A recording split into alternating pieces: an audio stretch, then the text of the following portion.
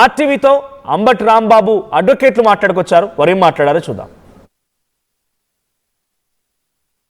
అంబటి రాంబాబుకి సంబంధించినటువంటి కేసు విచారణలో భాగంగా ఆయన పైన పోలీసులు థర్డ్ డిగ్రీ ఉపయోగించారనే విధంగా కూడా చెప్పినటువంటి పరిస్థితి. అసలు ఎలాంటిది జరిగింది ఏంటి అనేది లాయర్లతో మాట్లాడదాం. సార్, ఏంటి అంటే పోలీసుల పైన ఒక ఎలిగేషన్ లాగా చేయడం జరిగింది, ఎట్లా అది అంతా కూడా? అంటే అతన్ని కస్టడీలో తీసుకున్న తర్వాత పోలీస్ కస్టడీలో ఉన్నప్పుడు ఇద్దరు పోలీస్ ఆఫీసర్లు థ్రెటన్ చేశారనేది చెప్పుకున్నాడు. అంటే ఎప్పుడు చెప్పాడు అది? అంతా బోత్ పార్టీస్ ఆర్గ్యుమెంట్స్ అయిన తర్వాత ఆఫ్టర్ థాట్ వాళ్ళ ఆలోచన ప్రకారం చెప్పినట్టున్నారు.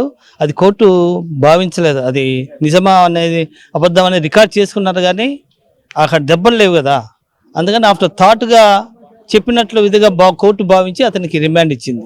అది కన్సిడర్ చేయలేదు కోర్టు. వాళ్ళ లాయర్లు సరైన విధానంలో జడ్జిమెంట్ రాలేదనే విధంగా కొంత అసంతృప్తి ఎట్లా చూడొచ్చు సార్? సంతృప్తి అంటే జనరల్గా ఏంటంటే బిలో 7 years ఇంప్రిజ్మెంట్ ఉన్న వాటిల్లో సుప్రీంకోర్టు గైడ్ లైన్స్ ప్రకారం ఆర్నిష్ కుమార్ జడ్జిమెంట్ ప్రకారం బెయిల్ ఇవ్వమని ఉంది. కానీ 1-2 కేసుల్లో అయితే అలా చేస్తారు. కానీ ఇతని మీద 20 కేసుల పైన ఫైల్ అయినాయి. అలానే అగెనిస్ట్ అసాల్ట్ చేసి పోలీసుల మీద దాడి చేసిన కేసుల్లో 7 ఉన్నాయి. అందుకని కోర్టు సో మెనీ కేసెస్ ఉన్నాయి కాబట్టి అతనికి రిమాండ్ ఇచ్చింది. రిమాండ్లో ఆయన కేసులతో పాటు ఏమేమి అంశాలు ప్రస్తావించడం జరిగింది సార్? ఎక్కడ మీరు పోలీసులు రిమాండ్ రిపోర్ట్లో ఎలాంటి అంశాలు అంబటి రాంబాబుకు సంబంధించినవి ప్రస్తావించారు? అంటే అతను ఏదైతే బాబు గారి మీద మాట్లాడారో ఆ విషయాలు, ఈ కల్తీ నెయ్యి దాని మీద ఫ్లెక్సీ వేశారు, దాని మీద అక్కడికి వెళ్ళి గొడవ చేశారనే విషయాలు, ఇతనే పబ్లిక్ మీద అటాక్ చేశారని జనరల్గా మన టీవీలో వచ్చిన అవన్నీ చెప్పారు. అవన్నీ ఛార్జ్ షీట్లో మొత్తం రాశారు రిమాండ్ రిపోర్ట్లో. ఈ రిమాండ్ అనేది సాధారణంగా ఉంటుందా లేకపోతే విఐపి ట్రీట్మెంట్ లాగా ఉండే పరిస్థితులు ఉంటే? సాధారణమే. వాళ్ళు ఏదైనా పిటిషన్ వేసుకుంటే అతను విఐపి ట్రీట్మెంట్ కాలం వాళ్ళు వేసుకుంటే దాని మీద కోర్టు నిర్ణయిస్తుంది. అప్పటి వరకు జనరల్గా అందరికీ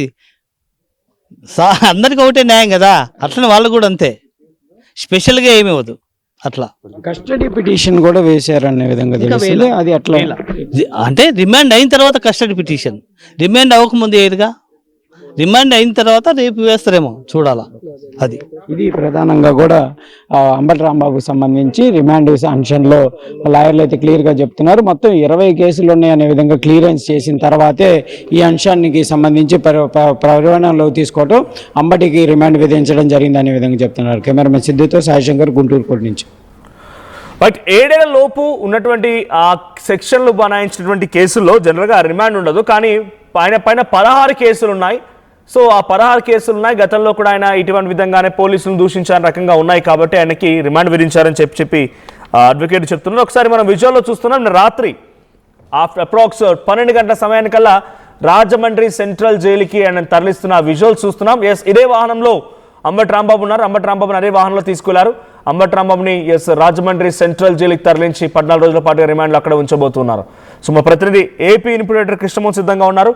ఎస్ కృష్ణమోహన్, 14 రోజుల పాటుగా రిమాండ్ విధిస్తూ అంబటి రాంబాబు విషయంలో న్యాయమూర్తి నిర్ణయం తీసుకున్నారు. దీనిపైన వైసీపీ రియాక్షన్ ఏంటి?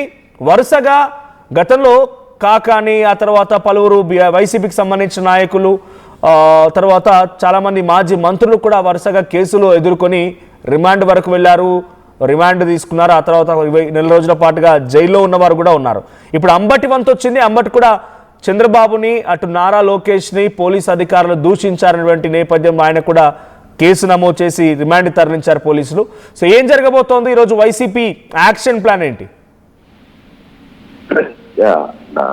వైసీపీ యాక్షన్ ప్లాన్ ఎట్లా కోర్టుకు ఆశ్రయించడం చెప్తే వాళ్ళకి వేరే ఆప్షన్ ఉండదు. ఎందుకంటే ఆల్రెడీ నిన్న తన భార్య హైకోర్టు కూడా ఆశ్రయించింది. హైకోర్టు కొంత సీరియస్ అయింది జరిగిన దాడి వ్యవహారం మీద. మీరు పోలీసులు అసలు ఉన్నారా అక్కడ, లేకపోతే రక్షణ కల్పించాల్సిన బాధ్యత మీదే అంటూ హైకోర్టు గట్టిగానే మాట్లాడిన పరిస్థితి. అయితే ఇప్పుడు ఈ రిమాండ్కి సంబంధించిన వ్యవహారంలో మాత్రం మనోజ్ ఎందుకంటే ఫర్దర్ ఫార్మాలిటీస్ ఏంది, ఫర్దర్ హైకోర్టులో ఆశ్రయిస్తారా, లేకపోతే ఆల్రెడీ సబ్ జైలుకి రాజమండ్రి జైలుకి వెళ్ళిపోయారు కాబట్టి అక్కడ ఫర్దర్ ఈ రోజా రేపా కోర్టును ఆశ్రయించే పరిస్థితి ఉంటుందా బెయిల్కి అంటే ఇంకా ఖచ్చితంగా 14 రోజులు రిమాండ్ కూడా ఇచ్చారు కాబట్టి దీని మీద ఫర్దర్ గా బెయిల్ యాక్షన్ పోవాలి. అయితే ఈ రోజు రాజమండ్రి జైల్లో వైసీపీ నేతలు ఆయన్ని కలవాలనే ప్రయత్నం చేస్తున్నారు. కొంత ఈరోజు రాజమండ్రి పరిసర ప్రాంతాల్లో ఉన్న కాపు నేతలందరూ కూడా అతను కలవడానికి ములాఖత్ కూడా రిక్వెస్ట్ చేశారు. బట్ ఈరోజు ములాఖత్ ఇస్తే వాళ్ళ ఫ్యామిలీ మెంబరా లేకపోతే వీళ్ళు ముందు వెళ్తారా ఏంటి అనేది చూడాల్సిన పరిస్థితి అయితే కనబడుతుంది.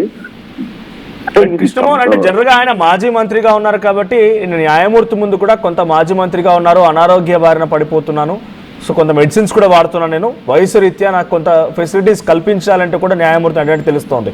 వాటికి పర్మిషన్ దొరికిందా? నిన్న యాజ్ ఆఫ్ నిన్న ఇన్ఫర్మేషన్ వరకు అయితే తనకు అటువంటి అడ్వాంటేజెస్ ఏం కల్పించలేదు, ఒక సామాన్య ఖైదీలాగా ఉండాల్సిందన్నట్టుగా చెప్పుకొచ్చారు. సో అడ్వాంటేజెస్ ఏమైనా కల్పిస్తారా? అంటే టిఫిన్స్ కానీ లంచ్ కానీ ఫ్రమ్ హోమ్? అదే దానికంతా కూడా మళ్ళీ పిటిషన్ వేసుకోవాలి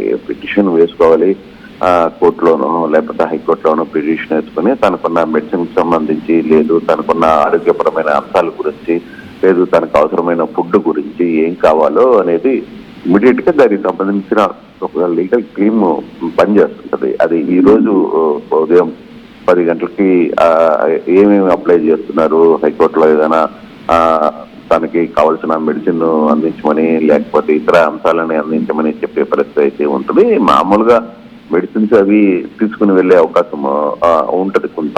సో ఆ మెడిసిన్స్ ఎలాగూ హెల్త్ చెకప్ చేస్తారు కాబట్టి చేసిన తర్వాత వచ్చిన రిపోర్టు ఉంటుంది, దానికి సంబంధించిన కూడా అది ఎలాగో కోర్టు ముందు పెట్టుంటారు. సో నిన్న జడ్జి ముందు కూడా ఆ విషయాలన్నీ కూడా మాట్లాడతారు. బట్ ఈయన సపరేట్ గా అడిగిన అంశంలో కూడా ఈ వ్యవహారాన్ని కొంత మెడిసిన్ ఉంటది కాబట్టి ఆయన రెగ్యులర్ గా తీసుకోకపోయినా అక్కడ కొంత అందించే ప్రయత్నం కూడా చేస్తారు రాజమండ్రి లాంటి పెద్ద జైళ్లలో. సో ఇక్కడ కూడా ఏంటంటే ఈ రోజు కూడా హైకోర్టుని ఆశ్రయించే పరిస్థితి ఉంటుంది. హైకోర్టులో వైసీపీ నేతలందరూ కూడా చేసే పరిస్థితి అయితే ఉంటుంది. రాత్రి దాదాపుగా 1:30 ప్రాంతంలో రాజమండ్రి సెంట్రల్ జైలుకి అంబటి రాంబాబుని తీసుకుని వచ్చిన పరిస్థితి అయితే ఉంది. అంబటి రాంబాబుని అక్కడ జైల్లోకి పంపించారు.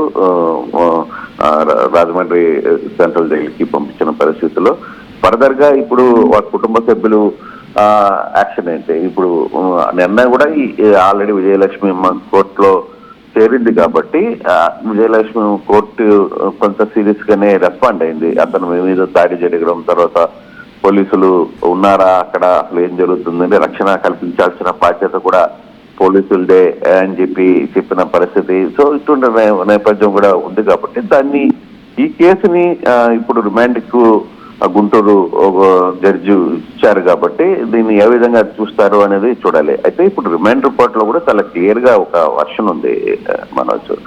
Local to global news at your fingertips, మీ చేతిలో ఒక ఆయుధం. Download Raw TV app. Media legend Ravi Prakash is back.